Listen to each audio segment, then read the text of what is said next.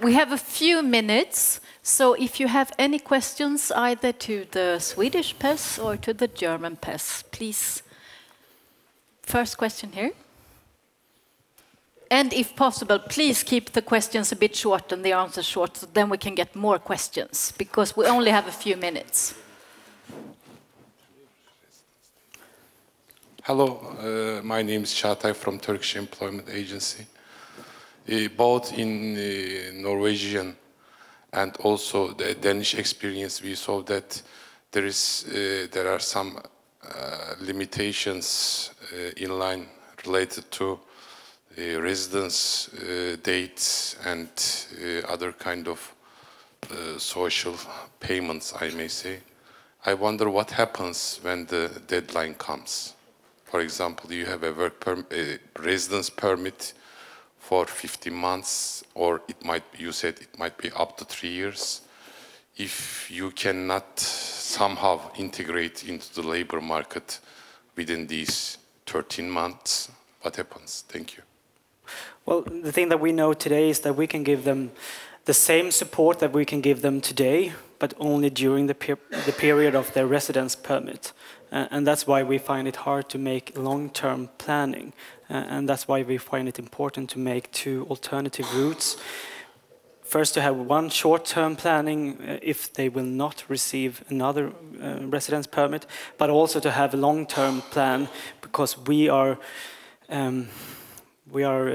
how to say, we find it very important that we can make a sustainable labor market integration. That's why we want to make a full-time and a long-term planning. But it will be hard, and we have to know that the changes in the migration policy is not made to ease the labor market integration. It's made of other reasons. To lower the number of people coming to Sweden. Yeah. So that's something we have to bear in mind. And that's also what makes it difficult to make, when planning long-term integration. Yeah. Okay. Yes, please. So thank you for both presentations. I stand up. It's good yes. to move a bit. Thank you for both interesting presentations. I have one question to Sweden and one to Germany. To Sweden, please, on the bridging courses. You mentioned that you plan bridging courses, and I find this a very interesting way to use the existing competences. Do you have concrete examples which occupations you are thinking of, and do you think only about placement or also about a kind of formal recognition? This is my question to Sweden. Okay. Maybe I ask the question, yeah, sure, quite a short one to Germany. You selected 30 occupations. On which basis, as there are 400 in Germany? Mm-hmm. One example when it comes to bridging courses can be our various kinds of fast tracks. And the fast tracks may be found in a number of different branches. We have teachers, we have chefs, we have nurses, and we have doctors.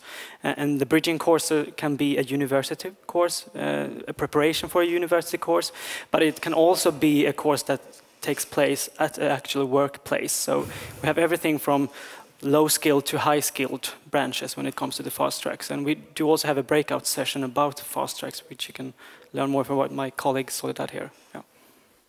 Well, the selected occupations, the aim was to cover 70% of the refugees, of the qualification of the refugees without formal qualification. That was one basis, that we looked at the statistics and the data we got to find out that. And the other thing we had in mind was the labor market situation, and saying, well, only occupations where a labor market exists or where they have chances on the labor market. So that there were 2 options we had in mind. Mm-hmm.